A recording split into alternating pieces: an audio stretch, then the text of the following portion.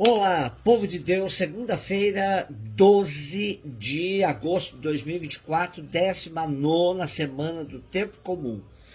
A nossa reflexão de hoje é a partir de Ezequiel 1, versículo 2 até o versículo 5, depois 24 até o versículo 28c, e Mateus 17, de 22 a 27. No dia 5 do mês, esse era o 5º ano do exílio do rei Joaquim. A palavra do Senhor foi dirigida a Ezequiel, filho do sacerdote Buzi, na terra dos caldeus, junto ao rio Cobar. Foi ali que a mão do Senhor esteve sobre ele. Eu vi que um vento impetuoso vinha do norte, uma grande nuvem envolta em claridade e relâmpagos. No meio brilhava algo como se fosse ouro incandescente. No centro aparecia a figura de 4 seres vivos. Este era o seu aspecto. Cada um tinha a figura de homem. E eu ouvi o rumor de suas asas. Era como um estrondo de muitas águas, como a voz do poderoso. Quando se movia, o seu ruído era como o barulho de um acampamento. Quando paravam, eles deixavam pender as asas. O ruído vinha de cima do firmamento que estava sobre suas cabeças. Acima do firmamento que estava sobre as cabeças, havia algo parecido com safira, uma espécie de trono, e sobre essa espécie de trono, bem no alto, uma figura de aparência humana. E eu vi como que um brilho de ouro incandescente, envolvendo essa figura como se fosse fogo, acima daquilo que parecia ser a cintura. Abaixo daquilo que parecia ser a cintura, vi algo como fogo, e em sua volta um círculo luminoso. Esse círculo luminoso tinha o mesmo aspecto do arco-íris que se forma nas nuvens em dia de chuva. Tal era a aparência visível da glória do Senhor, ao vê-la cair com o rosto no chão. Ezequiel foi contemporâneo de Jeremias, mas, ao contrário deste, ele foi exilado para a Babilônia por Nabucodonosor no ano 597 a.C., na primeira leva dos deportados. Portanto, sua vida e missão de profeta se desenvolveu no exílio. De família sacerdotal, reinventou sua missão de sacerdote sem templo, despontando como profeta. O nosso texto tem o gênero literário das teofanias, ou seja, das manifestações divinas. Deus se revela e manifesta com toda a sua glória. Acontece que na cultura do Primeiro Testamento não se podia ter essa visão da glória de Deus e sobreviver. Por meio de muitas imagens espetaculares, o profeta descreve sua experiência de Deus. A glória de Deus transfere-se do templo de Jerusalém para junto dos exilados. Deus não é propriedade de um povo, não está eternamente ligado nem ao templo, nem à terra prometida, como provavelmente pensava o povo de Israel. Deus é transcendente, vai além de tudo que se pode pensar sobre ele. Daí que as categorias que aparecem no texto de hoje são meras aproximações. Força, inteligência, poder, agilidade.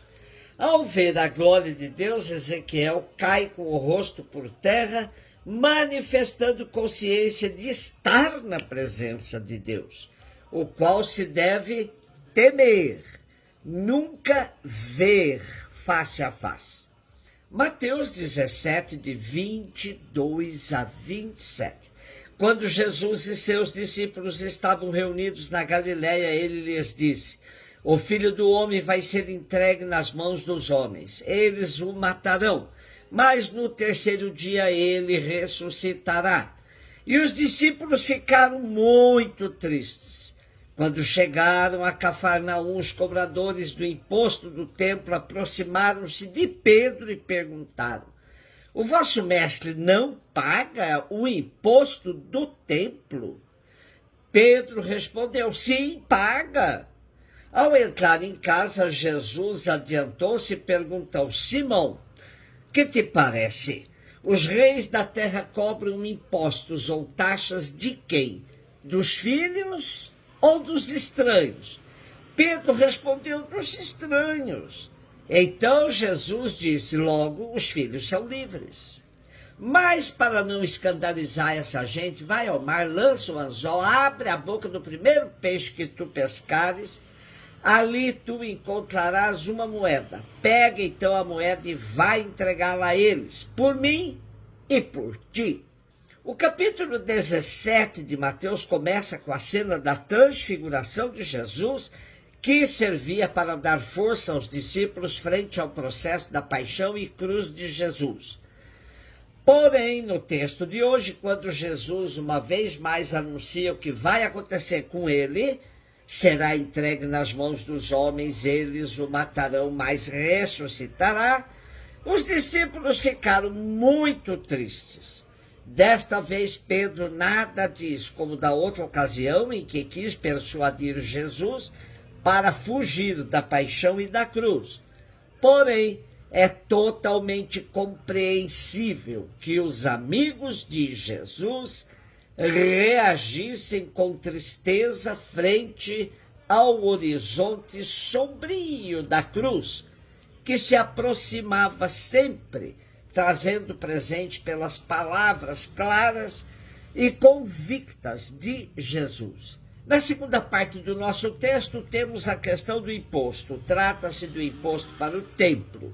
Não nos esqueçamos que os gestos e palavras de Jesus visam instruir os discípulos para que aprendam a viver quando Jesus lhes faltar.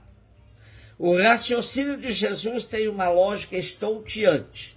Se o templo é casa de Deus, é a casa do Pai, seu filho não deve pagar imposto, nem os demais filhos. Portanto, pagá-lo é concessão e não obrigação. Jesus leva Pedro e os demais discípulos a assumirem um processo de discernimento, pois Pedro respondeu à pergunta que lhe fizeram de uma forma extremamente submissa.